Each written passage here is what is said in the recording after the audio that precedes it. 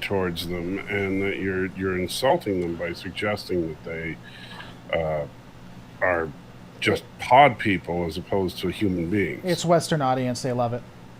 Oh, okay. I'll try to keep that in mind. That's what's up. Yeah, well, I guess I stand corrected because Switzer2322 says yay cult. So, okay. See, that's what I said. Welcome to it. I stand corrected. So, just like you stand corrected on the terms that we use for the various shows. No, like toss, don't like even. voy, like disco, like ting. Wait, first of all, tass. nobody says voy except for Boimler. That's just something random they put in there. It's not. So when they called they called them those old scientists by random. I think that Mike McMahon put in voy just to make fun of you. Oh, okay. I think that would mean that he watches my channel, so I'm not sure. I think he's seen your channel. I do. Well, he's been on Trek Yards. So if he's been on Trek Yards, it stands to reason that he's at least heard of you and me. And so if he's at least heard of you, and you might have stopped by our channels once or twice, and then he saw how stupid it was that you referred to the original series as Toss, and so that's why he wrote in voy. Yeah. I think that's where that came from. Maybe that's why Discovery has gelato in it a lot too. So I don't know. Maybe they do. Maybe I'm where they get their ideas. I think that's where they get their bad ideas. Yes. Yeah. So. Are you ready to challenge the Black Mountain? That's what? You don't know that? I thought you watched Lower Decks. Yeah. Well, I don't remember. Oh, that's from last season, isn't it? No, it's from the last episode. Challenge the Black Mountain? Yeah, from Shax. Oh, yeah. After you die. I forgot. I'm sorry. Took me a minute. So, all right. So let's talk. So we had Lower Decks season 3. So we had a lot going on in the episode, really, because we had the return of Shax. We had Boimler trying to get Tom Paris to autograph his limited edition Tom Paris dinner plate. And, of course, we had the side mission with Tindy and Mariner. Right. And so, of the 3 basic storylines, I liked the Boimler stuff. I thought the Rutherford story was okay, although I think that I didn't like that we didn't really get an explanation for Shax. They really just dodged it. We really never got an explanation how he came back. And then and I didn't really care for the Tindy the Tindy Mariner's sex toy thing. I thought that was kind of stupid. But I thought that I thought it was entertaining. I enjoyed the episode, but I think that of the 3 episodes this season, I think it was the weakest of the 3. But that's not to say it was bad. I just think it was the weakest so far. I think it's fine. I think they address. I think with the Tindy Mariner stuff, they address a lot of the issues. One thing it does feel like, I know we were joking more, but I do think that McMahon does listen, or at least sees the critiques, because a lot of the Tindy Mariner stuff was addressing criticisms in season 1. Like they usually go Boimler, Mariner, Tindy thing, and they even bring that up, you know. Mm-hmm. And so I think some of it is just addressing what actually is a criticism that happened. I think it's funny, whether they meant to or not. I think they really do push how Starfleet is somewhat also a cult of personality, and how social cred means a lot with the Tom Paris plate and Tom Paris being awesome and whatever, and being able to assault a person for being dirty and assuming that dirty means that you're a specific type of race. So there's some racism there, but which you enjoyed. Yeah, I mean, it's whatever. Well, you said you enjoyed it. Did I? Did I say? Was I like specifically? I was you did. I understand you said it before we started broadcasting. I mean, were you recording when I said that? I was, actually. Oh, okay. Well, then if you're recording, then I guess I did say. If you weren't recording, it doesn't sound like something I'd ever say. So if you weren't recording, it was nothing I'd ever say. Yeah, I was young at that time. I said a lot of stupid stuff, and I regret it. And I'm going to reflect on who I was 10 minutes ago. I'm going to take about a couple days off, get some me time, better reflect on the horrific things I've done. No, I gotta say that while this episode, like I said, I think that the Tindy storyline, I agree with you that I think the dialogue where they addressed that stuff was the best stuff of the Tindy Mariner story. The fact that they addressed that that part of it was a little wash rinse repeat in the first season. I'm glad that they did address that. But I do think that there's the story. Unfortunately, what they did do with them this time, with them basically just getting a sex toy for the doctor, was just a little. Well, she stupid. never wanted the toy though, Well, she just wanted the box to for whatever reason. because she's a cat. You have right, cats. You know how that works, or at least you've had a cat, haven't you? No, we have a cat. We still have the cat. They love boxes. That's just what they do. But the as far as that's the rest of the stuff, when Paris actually when Paris actually tackled Boimler for being a Kazon, I have to admit I busted out laughing. I thought that was hilarious. Because the Kazon, I never particularly cared for the Kazon in Voyager. I thought that they were they weren't a very well thought out villain in the first place, and to kind of just throw that out there that they were just kind of grubby looking people, and it's like, so you make somebody look dirty enough and you can mistake anybody for a Kazon, and that's exactly what they did. Well, and the fact you instantly attack a Kazon. As soon as you see one, Right. you instantly attack a Kazon. I get Right. it's for the joke, but it's still funny. Yeah. And now, did you think they should have explained how Shax came back? I think it was fine the way they did. I actually think that it's a good way of addressing how it looks from the other side. I think it's appropriate because I mean, imagine the lower decks for people who do die and then all of a sudden come back.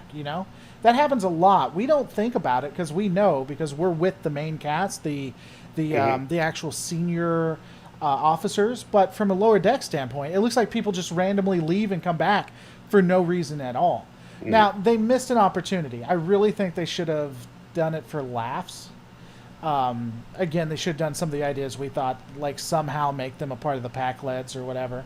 Right. But I kind of see why he did that, just to show it from the lower deck standpoint. Or maybe and who knows, they might address it later in the season too. Right. Yeah. Because it does seem like because what we've seen now with the Titan and now with Shax coming back and stuff, it does seem like, while obviously they're not doing a serialized season, they're doing threads through this season. Right.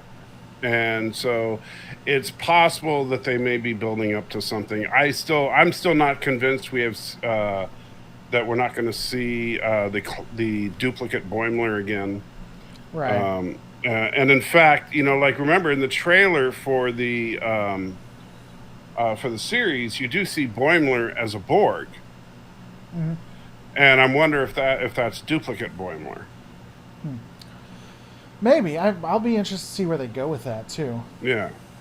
I don't know. I didn't even think about that, but yeah, Right. it'll be curious to see how. Like, could you imagine? Yeah, what happens if the Cerritos has to go up against duplicate Boimler as a Borg?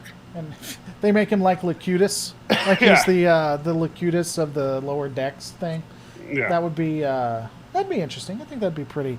And what would like people wouldn't take him seriously or whatever, but since he's really is a capable officer as a Borg, he would know all of the weaknesses of the Cerritos and everything. I think that'd be kind of cool if they did that. I don't know that they will, but I think that'd be kind of cool if they did. But Boimler could actually come up with a solution because he knows his own weaknesses. Right. So It would probably be something stupid though. He'd probably Right. out-talk him or something like that. But keep him talking. Yeah, or they talk about the warp core. He'd get him started on the warp core. Because remember the season 1, the warp core was Right. his favorite thing. Thomas is saying, and I didn't catch this, but I'm curious to see if you felt this way. Thomas is saying that he felt like Shax didn't feel as angry as he did in season one. We really haven't seen him all that much. He was a bit character in it, so I'm not Right. sure that You don't think that's we've real. seen enough of him yet to really Yeah, make that? yeah. I think he was in all of what, 3 scenes or something like that, Right. and he just had like a traumatizing experience. So I don't know. They might. I'm curious what they're going to do with this new security character. If they're going to split time between Shax and whatever his name is. He got turned into a doll. Oh yeah. Or if Shax is going to take it back over. Because if they split time, we're not going to really get a lot when it comes to that, I think. I don't think they're going to characterize him as much anymore. And Alex would like to know if we want to see Quark guest star on an episode. I don't know. As far as legacy characters, other than Riker, because we've already got him as captain of the Titan, I don't know if there's any specific character I'd like to see. If they write in a character, I'm fine with it. But as long as it makes sense to the story and it's funny. Yeah, I think that I think it's interesting and cool if they do that. If they like show the characters where they are now and have them either as like bit characters or maybe one-offs, maybe a few episodes if they wanted to. Right. And it'd be interesting to see where everyone ended up. If they were going to do that, I would. Most of the characters I'd want it done in like Discovery or Picard or another live action. Right. So we can take it a little more seriously. Yeah, yeah. I mean, Quark is one of those characters where maybe Quark would work on Lower Decks. Rom, I think, would definitely work on Lower Decks. But a lot of the characters, I'd more want to see them in a live action, or at least a more serious one than Lower Decks. I mean, I'm sure Well, they do a honestly, great job, but yeah. I'd want it more serious. And I don't know if they tried to get Armin Shimmerman and couldn't, or if they just didn't even think of it. But to me, it seems like a golden opportunity pissed away that they didn't try to get Quark in Picard after 7 of 9 shot up the bar to have Quark stick his head up from behind the bar. Ah, that'd be funny. I think You know- that would completely break the pacing and the tone, but that would be funny. I think that. Yeah. He just looks I mean- confused. Yeah. That would have been awesome right there. Right. But, and the problem is that I think Picard took itself way too seriously. Well, didn't they have Quarks? They either had Quarks and The bar was a Quark's bar. Oh, okay. And so they at least on the outside it said Quarks, but although I think it was like spelt differently. So, but yeah. Well, it'd been funny, and this could totally seem like Quark. Even if they didn't have the character, his visage or his like you'd have a video playing of him, or maybe a hologram that greets people when they come in. Yeah. Or whatever. I could see Quark doing that. Also, I think it would be great. Every customer is important at Quarks. Yeah. Yeah, and then what would have been fun too is just, and of course they've missed this chance, but also at the bar if they would have had, what's the character's name? He talked a lot. He was in all of them. Morn, you mean? Morn, yeah. Yeah. If they'd had like a hollow Morn there too. That's never explained. People are just confused by it. He just sits there. Yeah, he could have been sitting at the bar. No reason to, And while Seven is shooting up the place, he wouldn't even move. Yeah, it goes like through him. Like one of the Yeah. shots goes straight through him because it's a hologram. Oh man, that would have hurt the pace and tone, but it would have been so funny. It would have been so worth it. Yeah, the pace and tone of that show was so broken anyway. Yeah, you might not have lost much, but still. Yeah. Yeah, I think it'd be interesting to see them. Lower Decks, this season has honestly just been the season of standard Lower Decks episodes.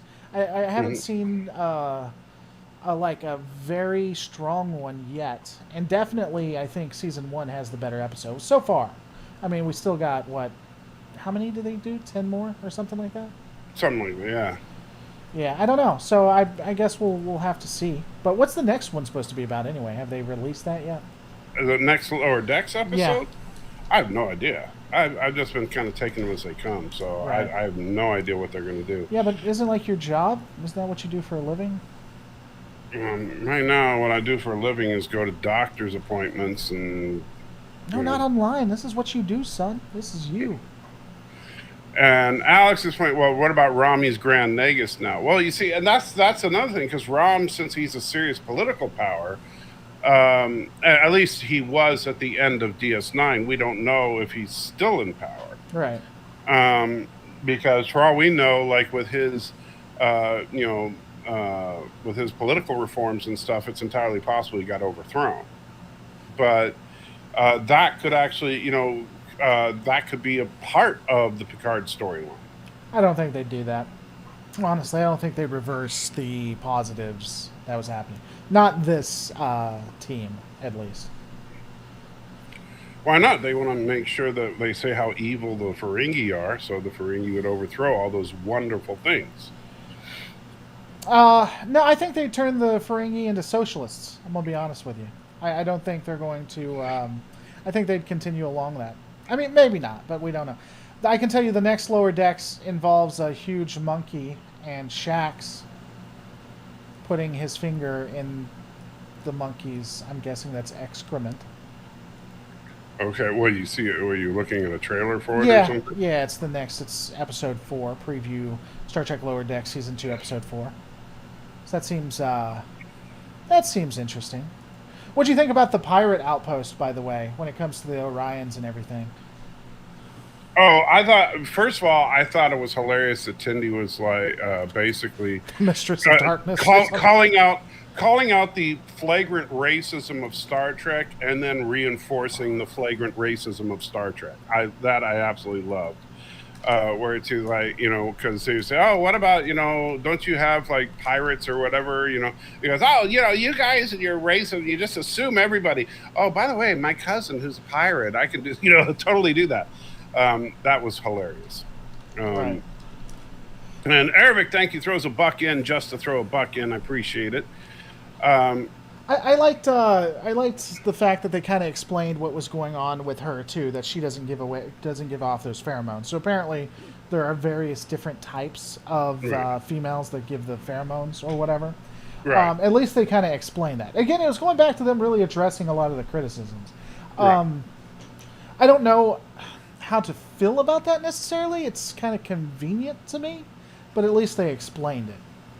But she also, like they did show like it's a matriarchal society, the Orions, and she did take on that role. Like she doesn't like it, but she took it on when they went there, Right. and so they didn't try to back down from that.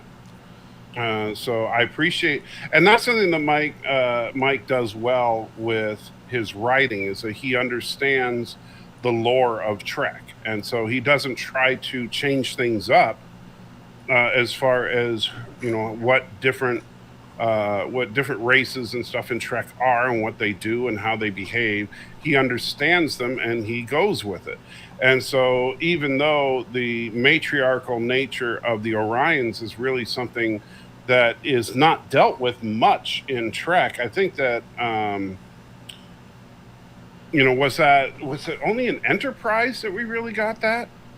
I'm trying to think if they even dealt with the Orions in TNG or DS9. I think it was just an Enterprise, wasn't it? Well, I know the original series introduced them, but they didn't really go into the lore. Right. The original series, they just called them Orion slave girls and said that no human male could resist them. But it was in Enterprise, I think it was in Enterprise that they learned that because of their pheromones, the women controlled society. Right. And the Orion Syndicate was in Deep Space Nine, but that more dealt with the lower levels and non-Orions. right. We didn't actually deal with the Orions. We just and so I like the fact that Mike McMahon knows the lore from all these different shows and brings it all together.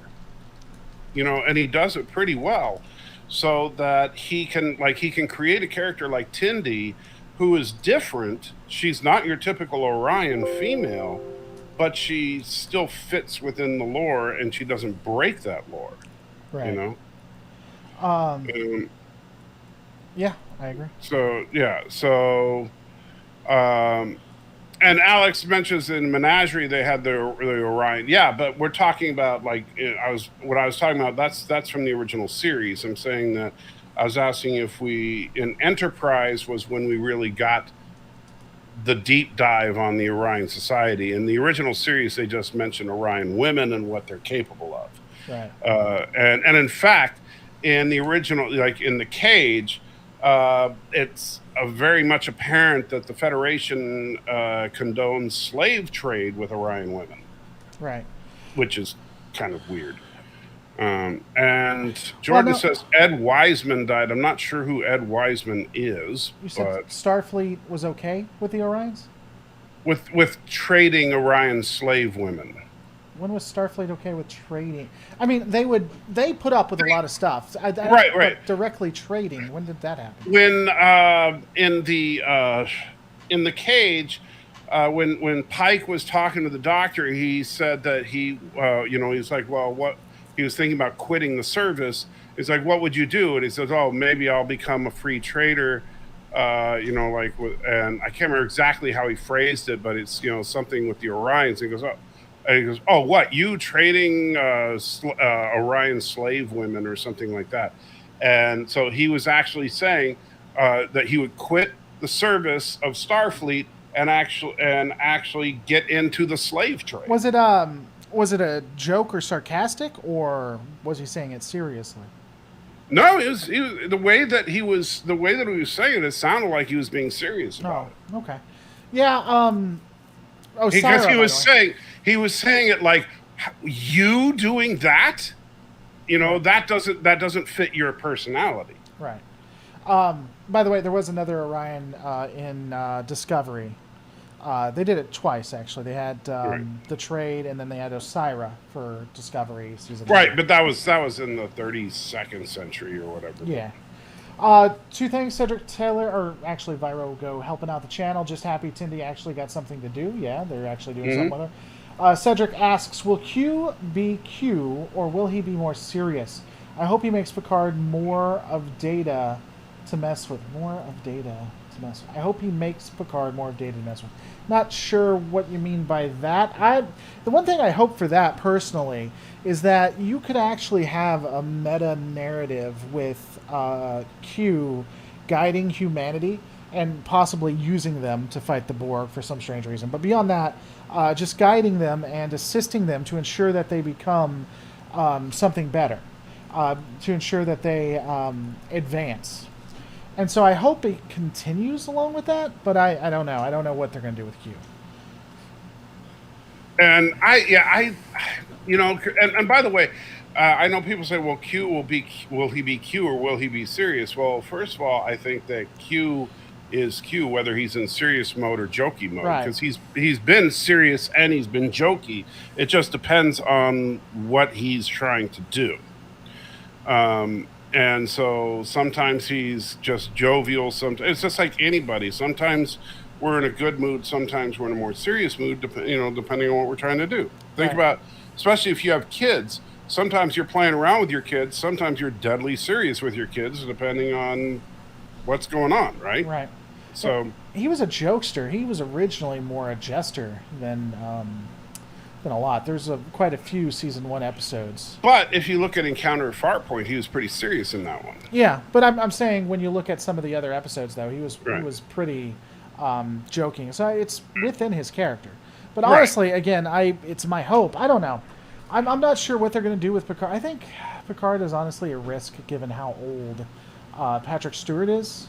And so I think Picard is a bad idea, and I thought it was a bad idea at first, and I still think it's a bad idea. And season 2 of Picard should be the last season of Picard, and just move on to a Riker series. With Q, I think that it would be a good way to end the series. I think I would be very, if they wrote it right, I think it would be very interesting for Picard to actually become a Q. And I think they could write it in a way that it would be really interesting. But I don't know. And it'll be funny. It'll also be some people have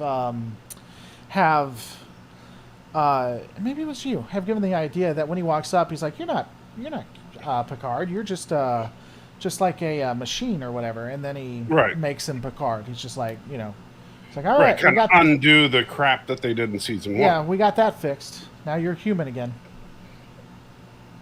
Now, a couple of things. First of all, Alex wanted to know if I would want to bring the Jem'Hadar back. No, the Dominion War is over. The Dominion surrendered, and I would say they're not manufacturing Jem'Hadar anymore. So, at least not in the Alpha Quadrant. So, no, I don't. Don't want them back. I was going to say, I think they're still doing, because nothing in that agreement says they can't still continue to be authoritarian, destructive, evil people in the Gamma Quadrant. It's just the Alpha and Beta Quadrant. Right. But I'm just saying, I don't think that I don't think there's any point in bringing the Jem'Hadar back in, unless we're going to have a second Dominion War, which I don't think that they're going to do that. Right. Alex says Trelane was more fun than Q. Well, Trelane lacked maturity, which made it so that you could have a little bit more fun with that. And Jordan says, I want to see a bunch of baby Q, and Q tells Picard to babysit them. Oh, that would be horrifically bad. And then Alex, thank you. Whatever puts in fetish you have, my friend. that's a weird one.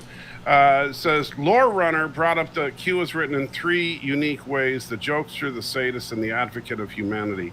I wouldn't call him a sadist at any point. I don't know. Lore Runner, I don't. But the as far as the jokester, sometimes I would call him more of a mischief maker. Kind of a Loki type of character.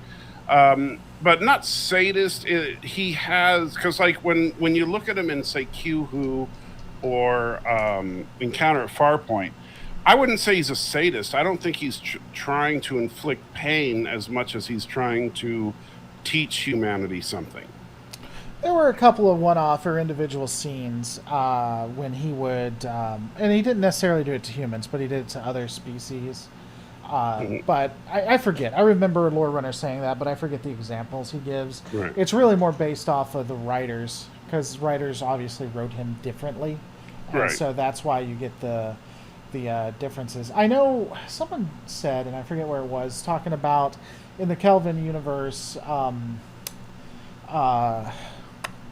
Kirk was infatuated with an Orion who was Uhura's roommate, which I completely understand. Yeah, that was in the Kelvin timeline. Yeah, she was hot as hell, so I mean that's understandable. I'm not sure what that has to do with anything, but yeah, she was pretty attractive. But yeah, I think it explains all Orion. Sorry, I think it explains all Orions in Starfleet now if they're accepting the ones that don't have that ability.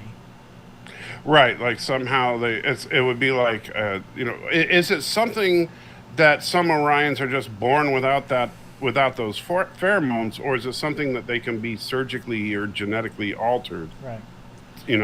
Almost like to put it in a crude way, like how you can have a skunk descented. Right. Is it something to that effect where you can actually have an Orion de-pheromoned so that they can effectively work with humans? Arabic liked my idea that I've mentioned before about doing a Star Trek Titan series. I think, yeah, absolutely. You replace Picard with the Titan series. Let's bring on a good show, please. If you're going to do a Next Gen era show, let's enough with Picard on Picard season 3 on death's door. It's like, come on, we don't need old man Picard. And Alex keeps advocating for that one Jem'Hadar that was a nice guy. I don't want nice Jem'Hadar. I don't want it. Don't care. Jordan says, what about the movie about the Earth? What about a movie about the Earth-Romulan War? You would need an entire series about the Earth-Romulan War. A movie would not do it justice. So you don't like nuanced characters? They got to be black and white to you? You can't have a nice Jem'Hadar? They all got to be evil?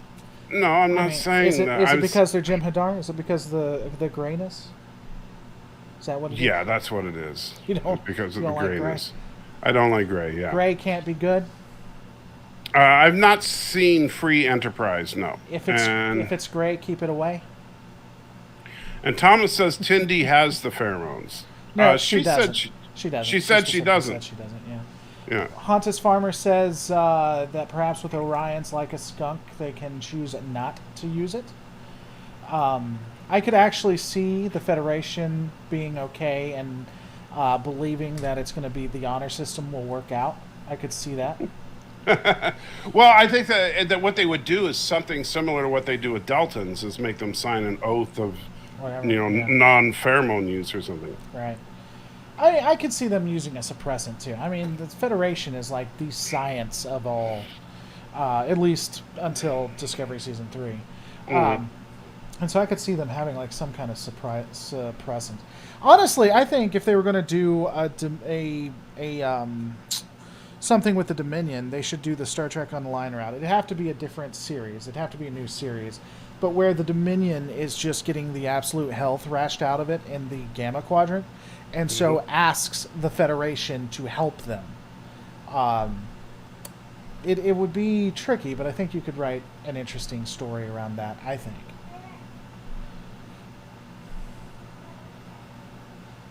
And so then now Alex says, it was really mean for me to not like that. I can never pronounce the name. Gorgon Agar, I think, is the name of that Jem'Hadar, the nice Jem'Hadar. It's really mean for me to say that. He nursed me back to health after that dirt bike accident. Regurgitated food for me like a mama bird. You ungrateful prick. What the hell kind of subscribers do you have, man? It's weird ones, I tell you.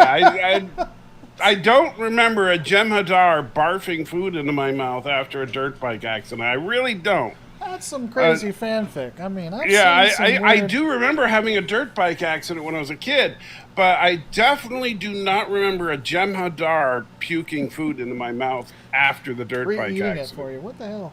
Yeah, I definitely. Wow, that was just the weirdest thing. Oh, man.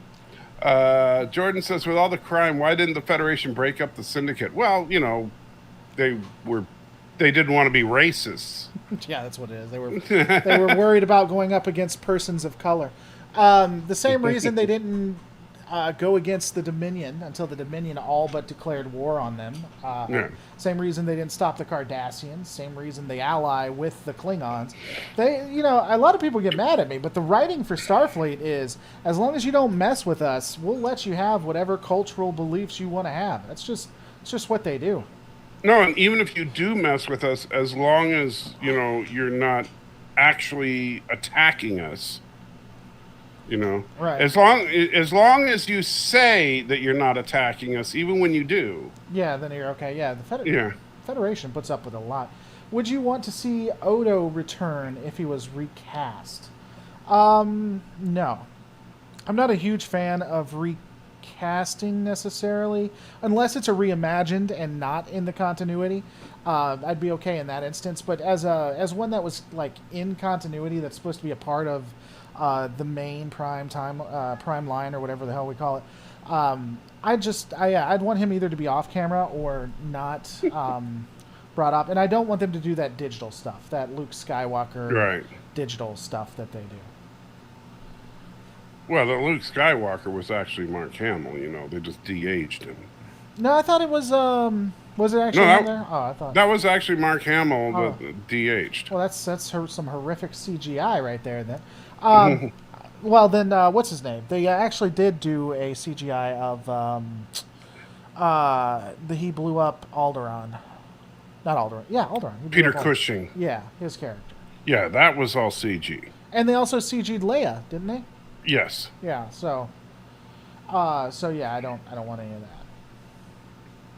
That's an interesting conversation too, because how long can in like 30 years, when it's all been like we have perfect CGI, can they use former characters?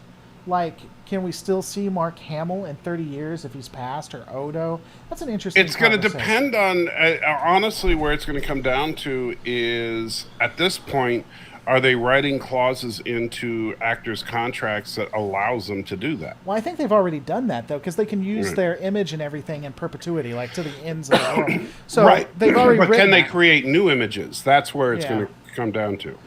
That'll probably be a part of Right. contracts. That'll start being added. Right. There's no way I can see Alex them not doing that. throws in a couple of bucks. Thank you. Says Picard equals Star Wars prequels minus co-workers are still in denial. What the hell does that mean? I'm not sure the math quite works there. So yeah, no idea. I'm The, no idea. I don't even think it's Star Wars. They don't have a lot of the flashy, like fights or anything like Right. that. So I wouldn't even say it's Star Wars.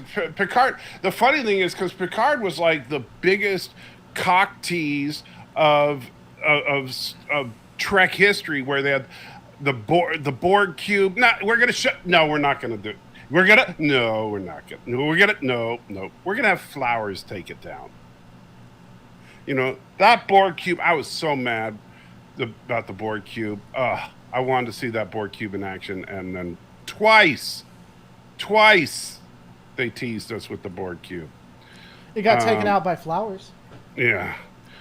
Trek Yards is in the house. Good to see you, Captain Foley. We were talking about you earlier. And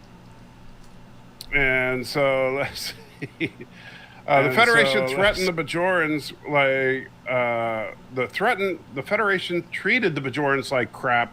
Changed my mind. Why should I change your mind? I guess it would depend on how you define treating the Bajorans like crap too, I suppose. Because I'd need to know that definition. I don't know that I necessarily agree with it. They went out of their way. Like, they showed up. The Bajorans asked for help. They showed up. Yeah. They gave resources. They provided, like, the legitimacy or whatever. Did they ever strong-arm Bajor and tell Bajor it couldn't? They actually, an admiral backed the Bajorans against the Romulans. Did they ever strong-arm Bajor in any way? No, the only thing the Federation did was suggest that Bajor go along with the agreement with the Dominion to stay out of conflict. I think. Yeah, And that wasn't even Starfleet. That was Cisco. Yeah, right. he was speaking as the emissary more than a Starfleet officer. Yeah, I don't think they ever strong-armed or did anything bad to the Bajorans at all. Technically, I don't think the Dominion did it either, depending on how you want to define that.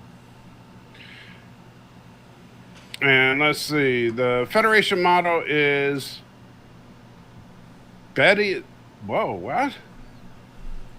Bettyization through 1,000 concessions. That's why everyone can mess with them. I'm not sure what Bettyization. Where did you see that? It was from Multi Gunman a couple of minutes ago. I'm trying to catch up. I'm way behind on the chat. Well, you're talking to me, not the chat. Yeah, no. Thomas. Bettyization. I don't know what that is. Bettyization, yeah. I'm not sure what that means. Thomas is talking about Grand Theft Auto because he knows how I feel about Grand Theft Auto. One of the best shows, one of the best, I think, video games. Definitely better than that, what is it, For Honor or whatever the other one is, I think.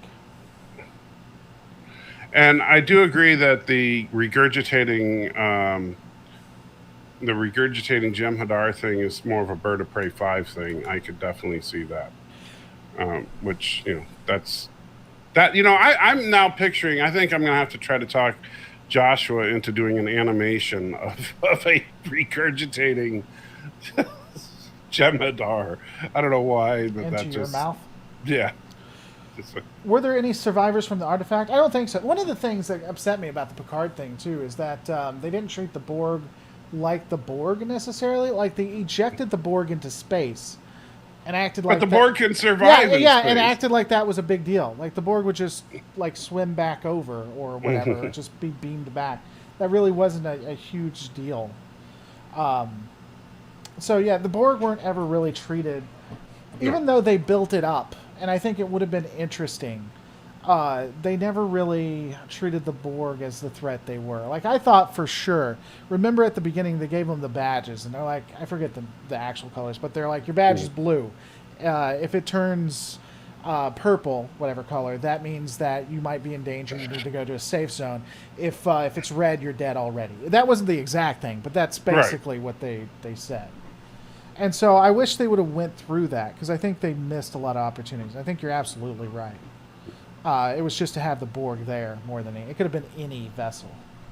All right, so here's an example that Jordan's giving about the Bajorans. He says the Bajoran earring is a major part of their culture, but they're forced to remove them while Worf is allowed to wear his sash. Okay, that's during the Next Generation, not Deep Space Nine. It was more, and that wasn't just her. They did it to other people. The reason Worf got to do it is probably due to some kind of lawsuit, I guess, is what I would say. So, yeah. And so, Alex, thank you. So the Betization, if I'm butchering that pronunciation, is becoming weak and subordinate to alphas. So it's through 1,000 concessions, you're becoming weaker to alphas. And yeah, that does sound like the Federation. It's funny, though, because the Federation, it's like they concede and concede and concede and concede to try and avoid a conflict. But then once a conflict erupts, somehow through the power of magical writing, they win. Right. They have... They have, what is it, the Pikachu face when they actually have to fight? Yeah. Cedric, bring on the Klingons, let them hunt down the Romulans and take over space the Klingon wants. I mean, I think that they could do it and the Federation would get upset, but probably not do anything. They never do. That's the thing. People get pissed off about Starfleet, but that's just the way Starfleet runs. They get mad when you talk about it, but that's just the way Starfleet is. It's not just who they are. That's as much canon than anything else. And Alex wants to know, would you like to see a Nausicaan Starfleet crew member show up? I could see, I don't know if I would like to see it. See, that you phrase it like that, and I know you do this a lot. You say, oh, would you like to see this? Well, it depends on the story. You know, just saying, would I like to see a Nausicaan? Well, if it fit the story, sure. But if it doesn't fit the story, no. But I would like, if you were asking me, like, if I was to write a story and you specifically wanted a Nausicaan in there as a Starfleet officer, I think a Nausicaan would make a great chief of security. But just for fun, if you want to challenge it, let's make a Nausicaan ship's counselor. Yeah, that's what I was going to say. Yeah. And so, like on the Cerritos, hey, let's meet the new ship's counselor, and a Nausicaan comes out. That would be awesome. Well, and the Federation had a lot of species that were not member worlds, interestingly. Right. So I think you could still have a Nausicaan and the Nausicaans not be a part of the Federation. Because that was the plot point of a couple of TNG episodes. Not plot. It was a plot point, but it was a major thing. But it was. Well, and apparently you have humans on lots of non-Federation planets as well, like the Rape Gang planet where Yar's from. Yeah. Where the utopia of humanity at its best. Yeah. Gotta avoid the rape gangs. Undine medics for the win. You remember the Undine? The species. You know, did they actually use Undine on the show? I don't know that they ever said. I think that's a Star Trek Online thing. Yeah, I don't like that name. I think that's a stupid name, but I think it said Undine. I don't care what the voice actors say. Thomas says, if Tindy doesn't have her pheromones, why did her cousin suddenly do what she wanted while they were being chased? Because of the matriarchy. Yeah, she was the mistress of darkness. She was the bringer of death, apparently. Yeah. And she beat the holy living hell out of him at the beginning. He was like, didn't he say something like, I don't know why you're supposed to be here, or asked a question, and she just, like, walloped him. She started beating him like he'd done something wrong. Yeah. It's their society, and it's how they are raised to be. And so, yeah, you know, and it's like, it's simply, that's the way it is for them. Maybe said Nausicaan counselor has to constantly sedate himself to maintain the required calmness. But watch out whenever he loses his hypospray. Yeah. Actually, what you do is not a hypospray, but you have the Nausicaan yeah, I got this little doodad from I ripped it out of the neck of a Jem'Hadar. They use it to inject Kittricell white into them. I use it putting Thorazine into my veins. Oh, they so apparently they did use Undine in a Voyager episode when they did the fake Starfleet Academy when they were trying to. I didn't remember so that. apparently that was. Speaking on the Undine, what do you think about the Prodigy intro? What was your thoughts about that? What? How's that speaking of the Undine? How do you know the Undine weren't a part of it? Well, the Undine weren't a part of it that I know of. Well, that you know of. Maybe half the crew is Undine. We don't know. I'm pretty sure that the crew is not Undine because we've seen the crew. Okay, but I mean, how do you know that Undine can change form? In Star Trek Online, they're shapeshifters. Yeah. Well, maybe they are here. I mean, we don't know, do we? We haven't seen it, have we? Well, maybe one of them's from California, so you should just go. Yeah, I mean, Satan or really bad people could be on there too. Yeah. I mean, it's possible. I dare say that there are going to be Californians on there because we've already seen slave traders and stuff, right? So, I mean, Right. Californians are well represented at least. Anyway, so I would say this. So I know you said this already. It does look a lot like Star Trek Discovery's opening credits, but with color. Right. In that you see the ship kind of twirling around and leaving chemtrails behind it. Well, and the objects. I think Yeah. the objects that we see, the eyeball, the robot hand. Right. And so I think that's... it looks very, very much like an improved version of the Discovery credits. Better looking ship. Nice to have a color palette.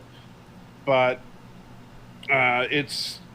honestly, the music is a little better than Discovery's, but not a lot better than Discovery's. The funny thing is, you can tell. Like, I don't know if the composer is the same composer, but it feels like it is because you have this original music, and then it ends with transition into classic Star Trek theme. Right.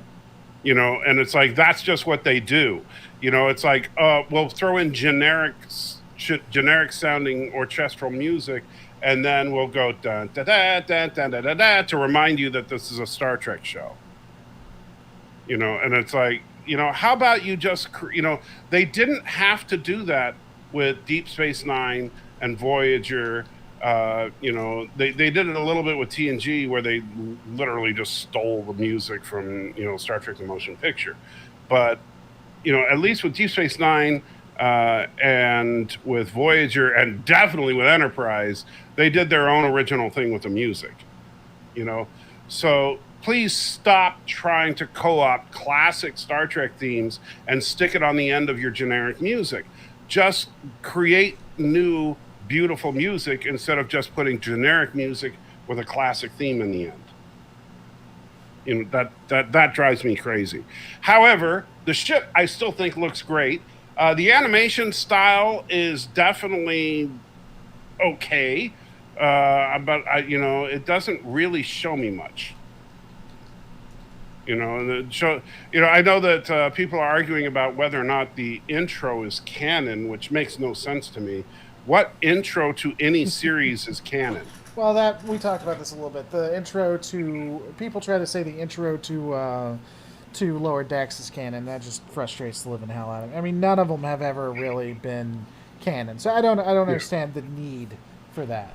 Right? Are they trying to say that a Constitution-class starship was traveling at maximum warp, and as it flew by, the words "End DeForest Kelly" appeared in space?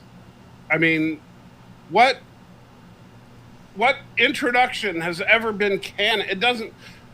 They're credits. They're just opening credits. Right. People, relax. It's not part of the actual show. Right. Yeah, it's crazy in my opinion. The battle Yeah, didn't happen. No. yes, Alex, you phrased the question better. However, it says, what sort of story would you construct around a Cardassian starship captain? Although the answer to for me would be I wouldn't, because I don't particularly find that. I think the Cardassians, um, I think their story's kind of played out at this point. I might use the Cardassians as a political power in a larger story, but I don't think I would make a story that revolves around the Cardassian starship captain. I think, yeah, and I think you have to have humans in some way. I don't think people are Yeah. going to really connect. People keep trying to do other alien ships. I don't think it would work out. And I'm almost 99%. I'd probably bet money that no executive is going to take a chance on that because they're not Well, going to this is lose one so of the much few money. things that Laura and I tend to agree a bit on is that I think if look, Star Trek, and this is one of the problems that you see in Star Trek Prodigy, and this is why I think that Star Trek Prodigy, when you look at it at a glance, you say, this doesn't look like Star Trek.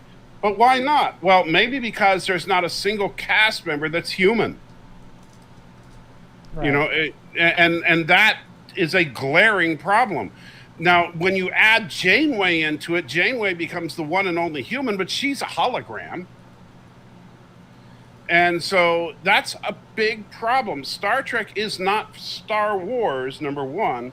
And even Star Wars, most of the principal characters are human. Right. And so you can't make all the characters weird aliens and expect people to gravitate towards it. It's just not going to work. Right. So we'll see. But now I could see it having a little more luck as a children's show than as an adult show because kids are used to talking animals and crap like that for their entertainment. But it depends on what age group it's really being marketed towards, which we're not even sure on that. Right. I yeah. I will have to see. I mean, how long until it comes out? I don't know. They even given a release date. I thought they And no, had. Alex, the intro to Enterprise just shows you various clips of history, but that doesn't make it canon. It just makes it an artistic rendering of historical events. Well, yeah, and I mean the question you have to ask is while those things are happening, is there a pop song playing as well during the entire? Does everybody hear the pop song? Right. What happens with? I mean, is the pop song somehow infusing these acts that occur, or is the pop song an aesthetic thing? And if it's an aesthetic thing, then why isn't everything else an aesthetic thing? So, Mike Bell said you're wrong. I'm not sure what you're wrong about. I don't know. Maybe about the human centric thing. Um, and no, Daniel, I do not. I still do not want a Section 31 show. I think a Section 31 show is the worst thing that they can do with Trek. I think making the villains the heroes is absolutely the worst thing. I think that will be the death of Trek. Making the villains the heroes is the worst thing you can do to Trek. Now, they may do it, and maybe they'll pull it off, and maybe, and it'll just be one of those, yep, I'm too old for Star Trek at that They did point. it in Voyager. They made the heroes or the villains. Well, they made Janeway the hero. Yeah, Janeway was the one of the greatest villains I think we've ever seen. Well, that's a whole different argument. I mean, I mean, she has a straight on death count and everything. So I don't know. You know what's interesting is, in the first episode, and I did pull the clip for my Prime Directive video I'm going to be working on, is every time they talk about the Prime Directive in Voyager. So in the opening episode, Tuvok mentions that they cannot destroy the array because that would violate the Prime Directive. And Janeway's basically like, nah. Really? That was her whole thing. Yeah. Didn't she try to like say, well, we have to return it to the way it was or something? Nope. She made no argument whatsoever. She just decided, nope, nah. Okay. That was her rationale. She had no speech. She had no justification. She just didn't. She just didn't feel like listening to Tuvok. Okay. So when Tuvok pointed out, that that what they were doing was violating the Prime Directive. There you go. Yeah. So yeah, which is kind of funny because in the last episode of Voyager, her final solution with the Prime Directive was "the hell with it." I believe that is the exact quote. During which one? During which? The final episode, Endgame. Oh, yeah. Remember Well, when- she did that a couple times. The Right, but that was the exact quote in Endgame when she was talking about the temporal Prime Directive. Was "the hell with it." Gotcha. And so, that was so it's bookmarked perfectly in the first episode. Screw it. In the last episode, screw it. That's Janeway's attitude on the Prime Directive. Unless, of course, it's going to involve the death of millions of people, in which case, no, we got to follow the Prime Directive, people, because we got to watch the millions of people die. I mean, that's the way she loves it. She likes it. She certainly does. Donovan helping out the channel. Happy bonus for you, good sir. Really enjoy all of these. Well, glad you enjoy all of them. I'm thinking. I cannot wait for the episode of Prodigy because this is a kids show, right? This is on Nickelodeon. I want this to be a show for toddlers, to where when we get the Janeway hologram going. Remember, kids, we can't interfere, even if it means the death of everybody, everywhere. Yeah, I want that. I so want the psychotic killer Janeway.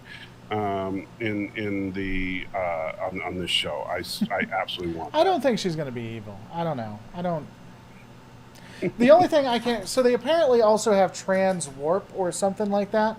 They have some kind of special super warp or something. Okay. Because did you watch the intro all the way through? Yeah. So they have that regular warp, and then the ship shifts down. And apparently there's a super special trans warp, I'm assuming. Right, and that's when you saw Captain Vin Diesel go, "It's all about family," and then he hits the NOS button. Yeah, so that's exactly what happened. And so I'm wondering if this is a ship that was lost or had crash landed or something like that, and they have the ability to go wherever they want to get away. Why wouldn't they then return it once they're away? I'd be curious to see why it's not going to be returned to Starfleet. Well, why would they? The hell with it. That'll be, in fact, that'll be the they're going to have to do just like the old days of cartoons. Now I know you're probably too young for this, but you see, when they tried to teach kids morality, they would finish cartoons with a moment where the main characters in the cartoons would talk to the kids and say, "Remember, kids, in today's episode, when the bad guy tried to kill people, that was wrong. Don't try to kill people." They would do stuff like that. So, and we're going to have Janeway go, sometimes you're going to find something that belongs to your neighbor, and you should give it back. You know what? The hell with it. They lost it. Keep it. Screw them. Drive all around town. They say that. Say screw them. Yeah, they absolutely screw them hard. Yeah. Screw with antimatter. I see it. I see it like I see the sun. I think this is going to be excellent. They need to do that. They absolutely need to do that. I don't think they're going to do that. That would be funny if they did, though. That would be probably the best episode of Trek that ever existed. That absolutely. And you know what? If they don't, I need to find someone that can imitate Kate Mulgrew's voice. What if she's on Cameo? I don't know that she'd agree to do that. No, she would never do it. But boy, that would. If you could get her to say that, that'd be awesome. Hey everybody, this is Janeway. You have her. I don't. You're every time you do her voice, it's like the the old lady from almost every series, like the old crotchety lady. Well, that's because I can't do Janeway's voice, so I just do the old 10-pack-a-day lady. Yeah, exactly. But come on, that would be hilarious. Yeah, it would be hilarious. I'm not saying it would not. Kids, you found a starship, and you know who it belongs to, but screw them. We're going to explore the galaxy. She has a cigarette.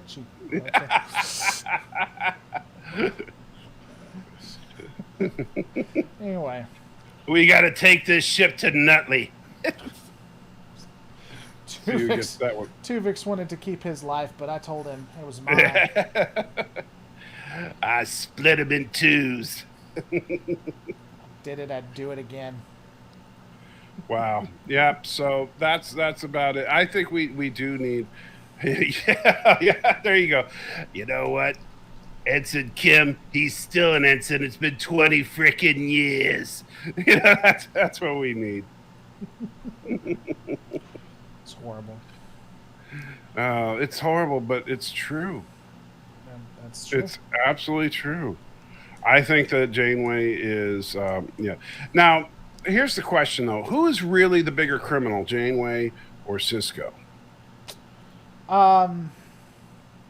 I mean, if you're really going to look at it, because Janeway, most of her crimes were in the name of following the law.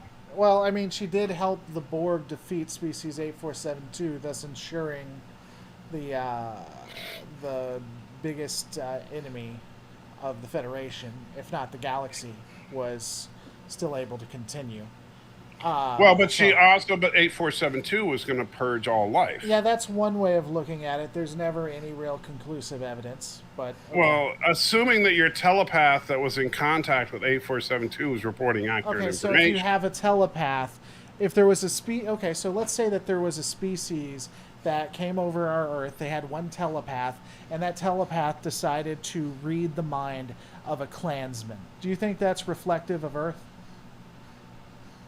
She was receiving information From a single from source. the invading force of 8472. From one of the from one of the invading force, and so what if who's on a mission, and that mission appears to have been that they were going to wipe out all life. So if the alien decided to get a U.S.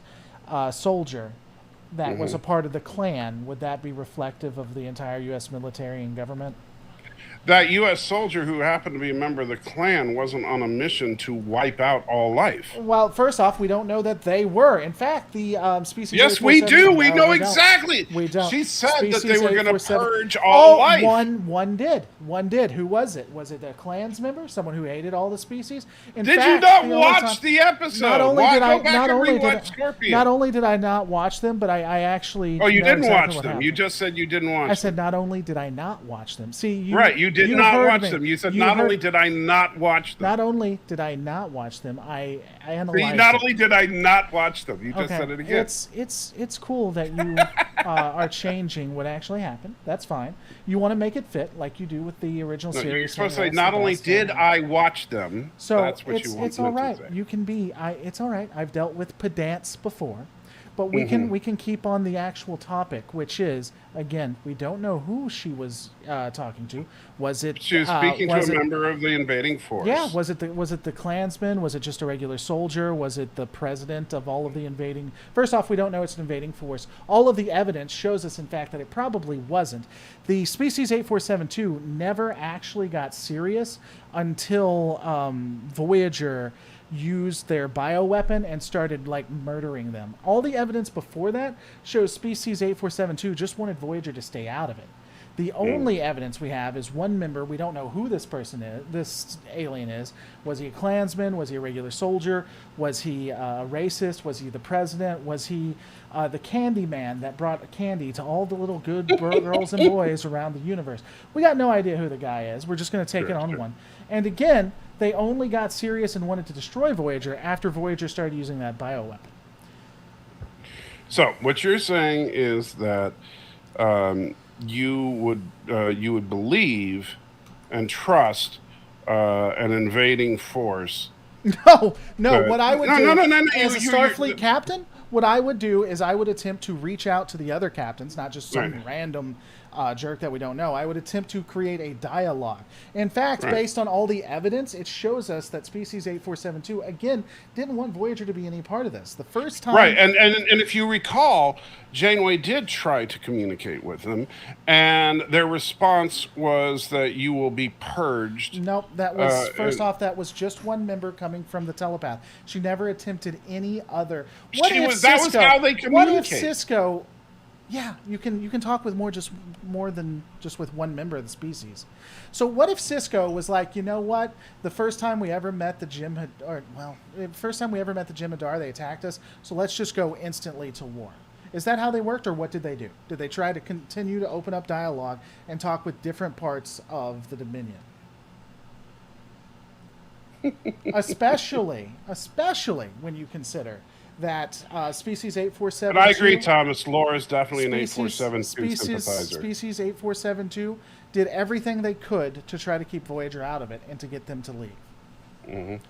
I mean, it's fine if you didn't watch the episodes or you want to rewrite Right. history. I mean, Fandom Menace does it all the time, so I wouldn't be surprised if it's something you're interested in. Ensign Ricky says, with the power of dual super chats combined, I dub the fat overlords of sci-fi. Sci-fi. Yeah. Sci-fi. I was gonna say softy. That Yes. makes sense. Yes, he Yeah, I saw that. super chatted on both our channels. Not all heroes wear capes. Thank you, Ensign Ricky. You're the man. So, but you see, I think that so you think that No, I don't think all evidence shows. No, not all evidence shows. Let's look at all the evidence. The first time that they interact with species 8472, they go onto a Borg cube. They find Borg, like horrors of horrors with the Borg. They see species 8472. Species 8472 fires on Voyager but does not destroy it. Now that's a really big critical piece, because we have seen that not only can species 8472 vessels like just what the hell pwn Borg cubes, if you get enough of them together, they can destroy planets. So Right. why wouldn't Voyager be impacted? First of all, species Voyager 847 was impacted.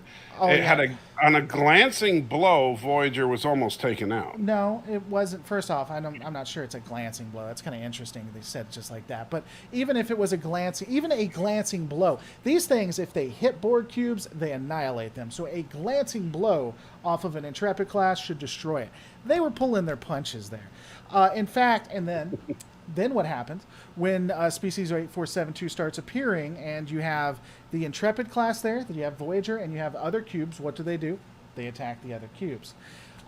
We have This only is also one interaction. and this is a common problem with Voyager writing, by the way, is that and this is a big problem I have with the writing. I'd go to the writing if I was getting the hell beat out of me too. So continue. No. Hear me out on this, because I do think this is something I don't like about the writing, because is that when they act like the Borg have no defenses unless they've been able to analyze the attack successfully, and that somehow the Borg are unable to analyze their attacks, which makes no sense. Right. Because in the case of 8472, they've taken hits from 8472. They should be able to analyze what type of energy beam it is and concoct a reasonable defense against it. There's no reason that the Borg defenses are completely useless against it. Compare that to the Voyager has general defensive shields that were in fact up. We see that the attack hits Voyager's shields. And so the shields were up when it's hit. So what you're arguing is that an unshielded cube takes damage, where shielded Voyager is not wiped out. So there's a couple of pieces to that. First off, I grant you that's a problem with the writing, Well, but I'm just saying that's there's a couple what they're things to doing. that. First off, what the intent of species 8472 is and what's on screen are two different things. I think the intent was they were always going to be like the destroyers of the universe, right? Right. The other thing, when it comes to shields, I'm not sure that those Borg cubes were unshielded or not, because we know they have shielding, because I don't know if it's that same season, but it's in later seasons. The cubes actually have shield, like the shields go down, which makes little to no sense. Well, Again, yeah, it's a problem with the writing. I agree. Yeah, the writing on Voyager was just all over the place. But I would still say, even if we kept like just the TNG and they didn't have shields, I think that a Borg cube could take a better hit unshielded than a Intrepid class could shield it. You would think. I think a Sovereign probably would be better, could stand better, but Intrepid, I would assume, would still get pretty hurt. Again, what they what they what the writing is and what's on screen are two different things. I do think that they were always intended to be like the big bads. I just don't think that it necessarily shows that, you know. Right. And Ensign Ricky is arguing it's because of the organic weaponry, but which is why 8472 is so effective. But that makes no sense either, because just because it was organic, first of all, it was just an energy beam, right? So what 8472 fired, just because the source of the energy beam was organic versus mechanical, doesn't change the fact that it is an energy beam. Yeah, I don't think it would. I don't think there's no evidence that organic attacks did any less damage to. Right. The only thing that their organic designs of 8472 would mean is that it's more difficult for the Borg to actually assimilate one of their ships, because they would have to get past their incredibly dense DNA that their nanites can't get through. Right. So basically making 8472 assimilation proof. And that is actually, that's the one thing that I buy into, is that 8472 is assimilation proof because they're from another dimension and their DNA is so tightly packed that they just can't do it. I'm down with that. I'm totally fine with that. I'm also fine with the combined attack, their planet busting attack would be so powerful that even a fully shielded and adapted Borg cube wouldn't be able to withstand that. But I'm not cool with the idea that the Borg would have no adaptation to that energy beam. I think that makes no sense. I think that was lazy writing. Well, they made them the villain of the week, unfortunately, and that was the problem with it. Just looked at the scene. Voyager didn't take a direct hit. It was glancing blow to the shields versus a full-on impact to the side of the cube. First off, I still would stand by a glancing blow with a weapon that can destroy a Borg cube would probably destroy the ship. But I'll just readjust.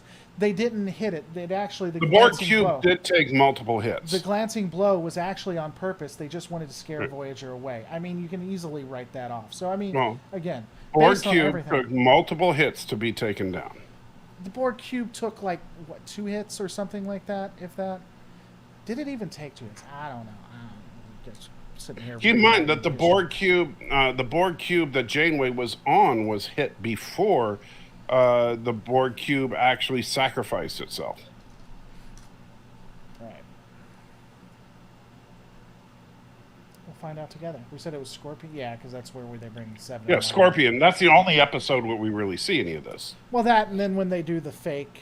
Well, the fake thing, though, we don't see battles between the Borg and 8472. Oh, sure.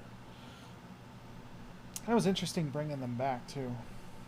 Yeah, but they didn't bring them back in an interesting way, in my opinion. I thought the whole thing with the fake Starfleet Academy was stupid. Do you think she should have given them the weapon? I barely even remember the second one. So what happens is they're going to infiltrate and destroy the Federation, and she gives them the schematics to the weapon that kills them, in hopes that so they won't attack or whatever. So it's like, here you go, you can have this. We hope you see that we're not really the bad guys. Right. So now she makes it so that 8472 is invincible. Right, which is part of the problem in Star Trek. They went with that because you can see how that might be a problem. Right. So Janeway not only helps the Borg, she helps 8472. Yeah, she does at the end. She plays both sides. She plays a dangerous game. So, hey, I'm interested. I'm looking for Scorpion. Where the hell is Scorpion? Oh, wow, that was season 4. That feels so late. I feel like they had her beforehand. No. Oh, okay. Remember, they were desperate, and that's because 7 of 9 was like their Hail Mary. Yeah. I don't know. I guess it did well. They did 3 more seasons? Maybe it did well. Maybe well, but the ratings didn't really. I mean, they kind of remained steady. Honestly, I thought that the 7 of 9 thing, she should have been a better character than she was, in my opinion. Well, so speaking on the species 8472 thing, because I'm looking at it right now, the not only are they they can't assimilate them, they take Borg weaponry like a champ. Right. Like the yeah. So let's see. One hit almost completely destroys one side. Man, their weapons, they're just OP. That's exactly Right, but the what phasers, I mean, so keep in OP. mind that on against an unprepared cube, phasers wrecked a Borg cube. Yeah, but it only wrecks it once. And- That was the point of it. After the first Right. hit, the first hit is always full on, but after that, you're never going to get another shot, right? But that's the problem, and that's what they didn't do. Is that they acted like, for whatever reason, the Borg just were like, duh, we don't know what to do with this one. And that's where I had a problem with.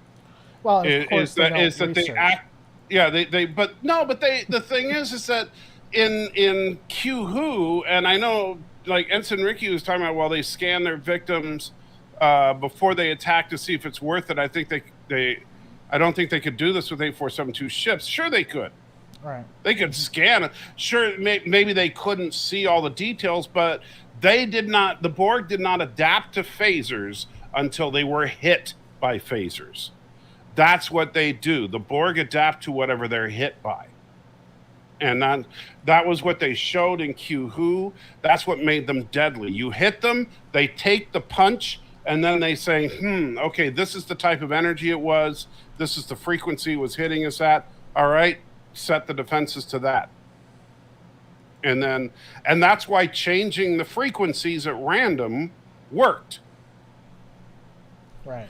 Because then all of a sudden the Borg can't just adapt to it, because now all of a sudden you're hitting them with something different every time. And so if they wanted to argue, and now they could have fixed all of this by saying that 8472 was hitting them with some weird weapon that was constantly modulating its frequency all over like this crazy range. Like if they got a sensor scan of it and they're like, Captain, this makes no sense. According to this, it's hitting them with 75,000 different frequencies simultaneously. If they said something like that, okay, fine. Then the Borg wouldn't be able to adapt. But there's nothing in dialogue like that. And so from what we see, they're just hitting them with a bolt of energy that's just very powerful. Right. But it's not like Death Star laser powerful. From what we see, in fact, it's approximately about 1/12 of a Death Star powerful. Yeah, it's. I don't know. Again, it goes back to the writing. I had a writer on a while back, and she even said, we were told don't worry about consistency or continuity, just try to write something people would watch, and that's quite obvious is what they were doing. Right. And Ensign Ricky says the only reason the Borg adapts so quickly is because they already know who they're fighting. They didn't scan 8472; they'd be in the dark. You are doing their writing for them. There is no way you are completely pulling that out of your butt, Ensign Ricky. I love you, but there is nothing on screen to indicate what you're saying. You're just pulling that out of your butt. Yeah, I mean they could scan species 8472 anyway, didn't they? They had ships on screens and stuff, so I'd assume that they scanned them to some degree. I mean, it wasn't even about a scan thing though. They didn't scan the Enterprise. The Enterprise attacked them, and then the second time it attacked them, it failed. Because they took the hit, and then they now know what they're getting hit with. So that's I don't know. They just shouldn't have used them. That's what I'm saying. But I get there's a million arguments we could make. The problem is that that part of it was badly written. If they had made some reason that their weapons penetrate Borg defenses, fine, but then they should have made it so that Voyager either never took a hit, or if they did take a hit, it did a lot more than glanced off the shields. Right. Because if it glanced off the shields, then why the heck weren't the Borg able to do that? Right. Yeah, I mean, that's if the shielding really did protect them, and it wasn't anything about that, which is probably what they meant for it to do, you'd think the Borg would realize that. Like, this is a species that is going to end the Borg. You would think they would be trying and they had minds from, hundreds upon thousands of planets? Including, by the way, Federation scientists. Which would know that shielding may work, and then they would institute it. In fact, that was not here, but that was the only thing I can see that justifies the use of shielding in later episodes is that they found it effective and they got it from a species that had it, and that's why they instituted it. Yeah, 'Cause plot shields. yeah, Yeah, but yeah, I mean, because it's not like they never assimilated a Federation captain by the name of Picard, right. right? And it's not like, oh, we don't have Picard, we forgot everything that he knew. And the major plot point was that he had all of the defensive data Right. from both the Enterprise and all the other ships of Wolf 359, which basically won. Because remember, they used the actual weapon, which did nothing because of all his knowledge. Right. And so, and yes, Mercer, that is the Orville behind me. Did you see the parody that I did? We probably need Or to go behind soon. us, yes. Did you see the? I made fun of like Fahrenheit 9/11 and yes. You know what makes me so sad about that? Because I tie all of it together, saying it was all an inside job. We're so old because you and I get the references to that, but younger people had no idea. Like Fahrenheit 359 or whatever, they're like, "What the hell?" Yeah, they're like, "What the hell is going on? Why would you did you mean Wolf 359 or whatever?" Yeah. It's like you didn't. Yeah, nobody remembers when documentaries were like those conspiracy documentaries were a big thing. Yeah, congratulations, Laura. You're starting to get old. Yeah. I knew that. Wait a few more years. The pain will begin. The pain is coming soon. Oh, the pain. Then the doctor's visits begin. Oh yeah. Oh, thanks, Dad. So anything else before we get off this train ride? This fun this train wreck? I thought you were this Voyager bashing train ride. Voyager bashing. I don't think we're bashing Voyager. I just think that the writing on Voyager, unfortunately, was very inconsistent, particularly when it comes to the Borg. Because the Borg were supposed to be the greatest single threat the Federation ever faced, but an Intrepid-class starship could take on multiple waves of Borg ships, apparently. Right. Whatever. But hey, at least we're not talking about, Discovery Season 1, right? That's true. I mean, we'll probably be going back to that at some point. I'm sure we will. Wait until they bring in the origin of the Borg in Discovery Season 4. I thought they were going to do that with Control. I'm so glad. Everybody thought that was coming. I'm so glad they decided not to do that. Because that would have rewrote, like, everything. Oh, don't worry. That's coming. It's going to be a time travel story. Where they do it, they're like Control. Yeah, it's going to be Control. Control snuck. Here's what they're going to do. Control, an element of Control survived on Voyager, and then they did the Voyager A, right? Mm-hmm. And so now Voyager A, some of the programmable matter integrated with Control, and then it goes through a wormhole and goes back in time and becomes the Borg. What they're going to do is they're going to start doing what the Arrowverse does. Is they're going to have crossover episodes. And so you'll have Picard, Burnham, somehow Boimler, and a character from Prodigy. They all come together and gets to fight Control. Yep. God, that was so bad. Why would you have two series that fight alien AI or software or whatever? Why would you? That's just ugh. Yeah, early disco era is just silly. All right, so I guess that's where we're gonna end it. Indeed, so. And thank you, Death by Rabies donated $3. I appreciate it with a fist bump. I appreciate it, buddy. And that's a great way to end the show. So it's a horrible way to die, though. Death by Rabies. Yeah, his name is. It's a horrible way to die. It is a horrible way to die, but it's a great way to end the show with a fist bump. Well, not if it's by rabies. I don't fist bump rabies. Let's see. What are the symptoms of rabies? Let's look at this. Fever, headache, nausea, vomiting, agitation, anxiety, confusion, hyperactivity. I have most of those now. Yes, maybe you have rabies. I thought it was MS. It's rabies. They've been going wrong. So within 3 to 5 days, the virus causes enough damage to the brain that the animal begins to show unmistakable signs of rabies. Maybe that's where you got it. Well, there you go. And so don't forget to go and join Life with Matthew for his Sequest review. He's going to be talking about, I don't know, some Sequest thing. I can't wait till he gets to the episode where they share breath for like 5 minutes. Oh, that sounds... It's great. Yeah, they're underwater and they have to survive, so they both take a deep breath and then they kiss each other, sharing breath back and forth. Because that's how it works. It is. It is. When you breathe out, you're just breathing out oxygen that other people can. That's like docking, right? Yeah, that's exactly. That's a less cooler version of docking. They should have docked. Yeah, so. That's how they would have stayed alive.